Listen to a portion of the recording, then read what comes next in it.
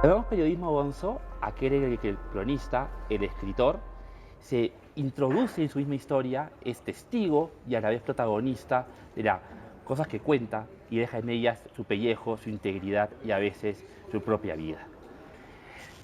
Gabriela Wiener es el principal representante del periodismo gonzo en el Perú, o quizá la que más lejos lo ha llevado.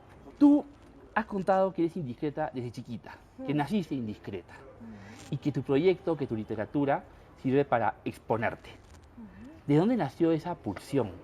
¿De dónde nació esa necesidad de expresarte hasta las últimas consecuencias? ¿Cuáles son los pasos para derribar esos muros del pudor y contarlo todo? A ver, ¿qué es lo que tú dices? O sea, es una cosa muy extraña que creo que nace conmigo, pero de una especie de incomodidad, ¿no? Siento que estuve como muy callada mucho tiempo también, entonces mi literatura empieza como a hacer un grito, ¿no? Como una especie de desahogo muchas veces porque recuerdo que era como muy tímida, ¿no? Me ponía detrás en las clases, nunca levantaba la mano y era muy raro. La gente siempre tiene esa percepción de mí como que soy muy sociable, muy entradora. Extrovertida. Claro, pero yo no me siento así, ¿no? Entonces, cuando llega el momento, quiero romper mi coraza, que es una cosa interior, ¿no? Íntima. Y claro, lo hago con creces. Si ya la gente me ve como extrovertida, etcétera, y yo no me siento así, pero cuando ya salgo de verdad, claro, ya parece como una cosa muy radical y muy alocada, ¿no? No sé, al final termina siendo no solamente una manera de exponerme a mí, ¿no? Sino también de exponer ciertos temas que también son como callados, ¿no? O silenciados o negados.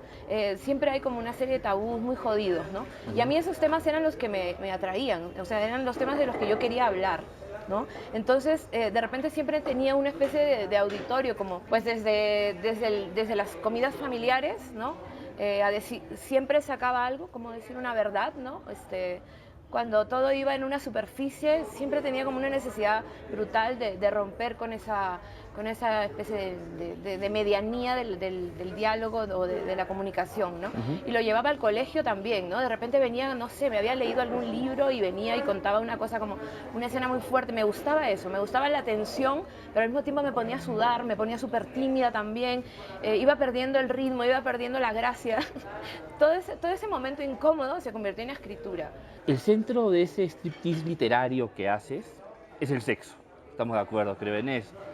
Y en tu literatura aparece el sexo, tu visión, tu experiencia sexual desde las múltiples perspectivas que esto puede tener: poliamor, tríos, etcétera. Y esto es raro en la literatura peruana, digamos, de autoficción o como queramos llamarlo, y es más raro todavía que quien ejerza ese papel sea una mujer. ¿Tú crees que tus libros, que tu trabajo proceden de este empoderamiento que han tenido las mujeres peruanas en los últimos años, esta ya creo que liberación casi definitiva entre nosotros? Sin duda, pero sí que no me parece tan extraño que venga de una mujer, ¿no? Si revisas un poco la poesía peruana, por ejemplo, sí que encontrarás que las que trataron los temas del cuerpo, Claro. ¿no? Y el erotismo, o la sexualidad, ¿no? Eran mujeres, ¿no? Se ha juzgado mucho a la mujer que escribe, por ejemplo, desde esa subjetividad o desde su propio cuerpo, Como Carmen Ollé, por ejemplo. de su condición de mujer, ¿no? Inmediatamente ha sido considerado no literario, ¿no? Y se ha juzgado como basura. O sea, de hecho, me acuerdo que la primera vez que mostré mis poemas me dijo: escribes muy bien, me dijo este chico, ¿no? Pero igual si dejaras de escribir sobre tu menstruación, la cosa cambiaría, ¿no? O sea, ahora mismo, o sea, escribir sobre mi menstruación a veces, ¿no? Termina siendo una cuestión muy política, ¿no? Y muy militante también. O sea, que ahora mismo escribir sobre estos temas, sobre el sexo, sobre cómo vivimos las relaciones, cómo vivimos el amor, la diversidad, ¿no? De posibilidades de familias y de todo. O sea, son cosas que hay que visibilizar, hay que hablar. Y que terminas haciendo un poco de activismo a través de una escritura así, ¿no? Sobre todo en una sociedad como la que comentas.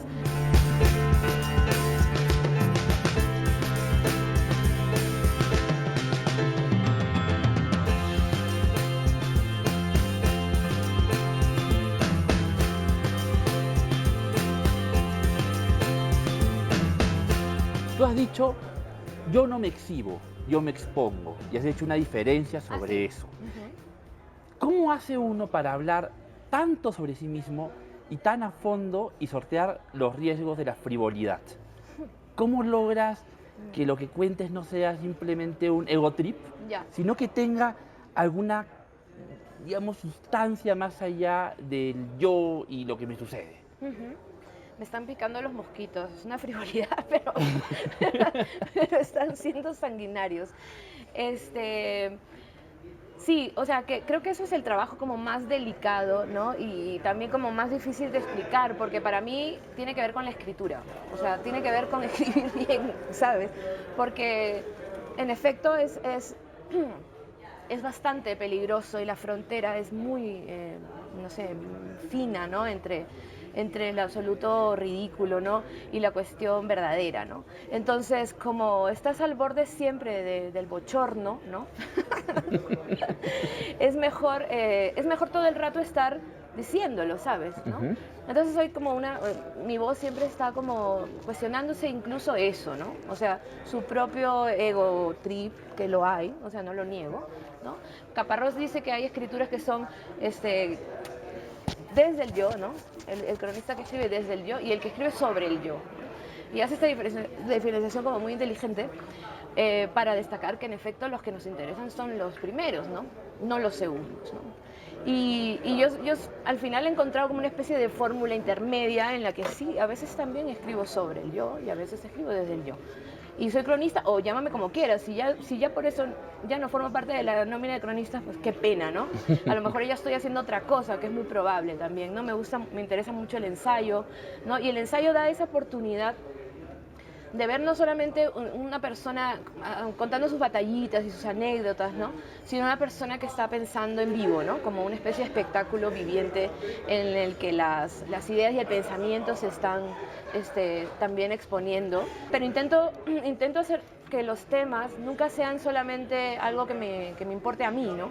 Y de repente me doy cuenta que está funcionando, o sea que de verdad lo que estoy contando sobre mí de alguna manera está narrando a otros, ¿no?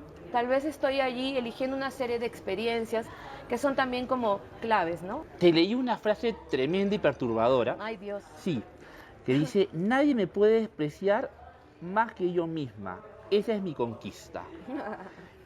La frase a mí me dio vueltas en la cabeza y yo me pregunto, ¿esa conquista es la llave para ese sinceramiento radical que expones en tus libros?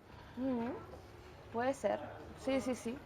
Eh, es verdad, siempre estoy como adelantándome al insulto, no sé, es una técnica desarrollada como defensiva, ya muy a posteriori de ciertas cosas que me afectaron, ¿no? Simplemente, ¿no? Ya sabes lo difícil que es crecer en este país, no ser niño en este país, ser niña en este país, ser una niña como la que era yo y como hemos sido muchas, ¿no? Entonces ese texto pertenece a una historia en el que trato una cosa muy jodida que es el hecho de sentirme fea, por ejemplo, ¿no? De Te que, miras al espejo, además, y claro, te haces una especie claro. de evaluación sin piedad. Sí, sí. Sí, porque es algo que siempre he hecho en mi cabeza y es otra cosa que también al final salió, ¿no? Salió de mi cabeza y me encontré un montón que ya hemos formado una especie de comunidad de fedas empoderadas, ¿no? Si ya hace un tiempo ya nos llamamos perras también, ¿no? Apropiándonos del término, del insulto, ¿no? O la ruca o la puta y a mucha honra, ahora ya veo que hay un montón de chicas, además mucho más jóvenes también, hablamos de la fealdad de esa manera, porque hay que quitarle la maldita, no sé, la cosa que nos hace sentir como secretamente feas, todas esas voces que están en tu cabeza, ¿no? Y cuando la relacionas en realidad con un sistema efectivamente opresor otra vez, ¿no? De la estética, de la belleza, ¿no? De la raza además aquí, ¿no? Mezclado con el tema también de ser mujer, ¿no? O sea que al final la discriminación es en pack, es completa. Finalmente nadie se ha dicho cosas tan terribles como las que me he dicho yo a mí misma, con lo cual ya no me vas a tocar, ¿no? Ya no me vas a volver a insultar, ya no me vas a ofender.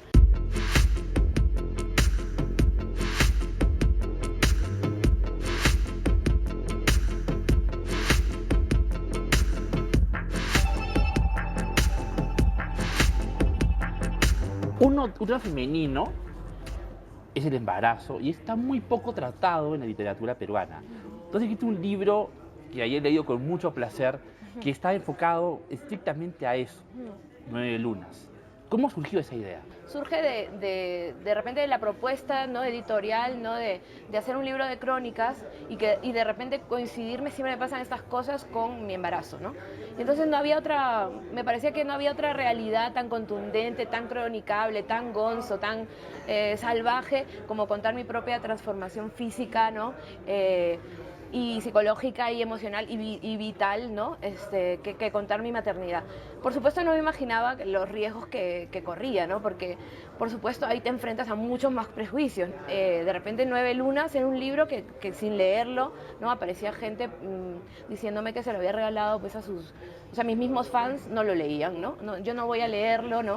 Ahora, pero no es otro libro sobre el embarazo y quería ir a eso.